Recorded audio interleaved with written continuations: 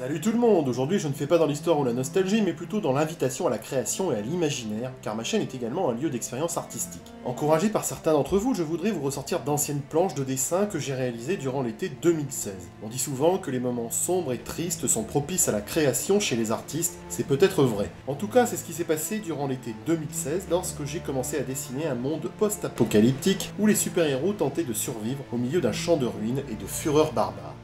Je m'étais donc lancé pour objectif de produire un dessin par jour au format A4 orienté en paysage. Et la fièvre du gribouillis dura 15 jours.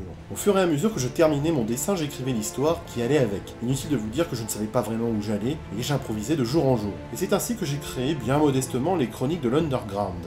Je vous propose donc de suivre en 15 planches la trame narrative de ce récit post-apocalyptique modestement élaboré par votre serviteur.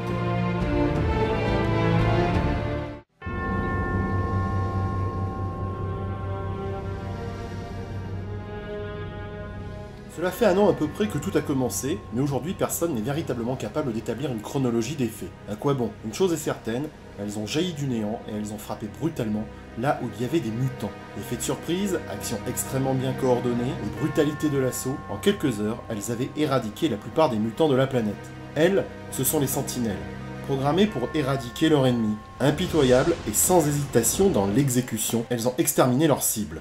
Qui les a programmés? Qui est derrière tout cela? Pourquoi avoir engendré un tel holocauste? Nul ne peut y répondre. Une chose est sûre, elles ont remporté la guerre.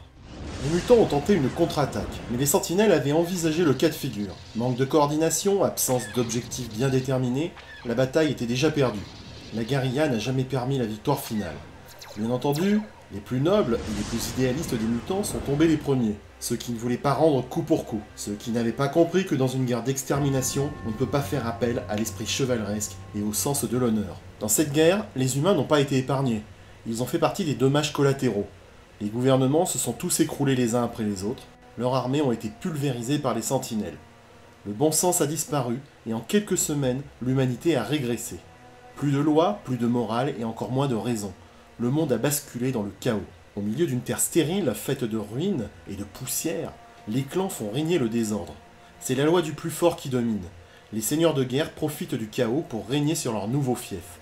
Roi ou prophète, chacun se donne le titre qu'il veut. Les instincts primitifs ont refait surface, et ceux qui autrefois craignaient ou respectaient les super-héros se repaissent aujourd'hui de leurs dépouilles.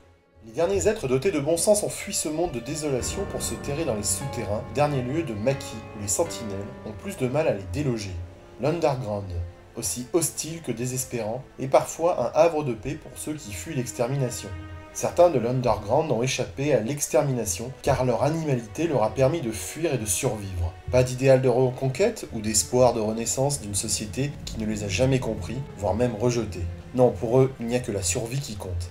Et puis il y a les autres, ceux qui vivent encore dans l'espoir de vaincre l'ennemi. Dépossédés de leurs moyens et de leur leader assassiné, ils essayent pourtant de réagir. L'esprit de combat les a toujours animés, et en ces moments sombres où les ténèbres ont recouvert la terre, ils ressentent plus que jamais ce désir de guerroyer. Désespérés ou porteuses d'espoir, la tentative d'une contre-attaque leur semble légitime pour ne pas s'enfoncer définitivement dans la nuit sans combattre. Et ceux qui n'avaient jamais été des leaders affichés endossent à présent cette nouvelle responsabilité, car le temps des altermoiements est achevé. Mourir en lâche ou en héros, ils ont déjà fait leur choix. Car c'est aujourd'hui qu'ils doivent enfin prouver l'importance du statut que l'humanité leur a accordé autrefois. Sont-ils à la hauteur de leur titre? Une chose est sûre, avec eux, le temps des super-héros renaîtra ou disparaîtra à jamais.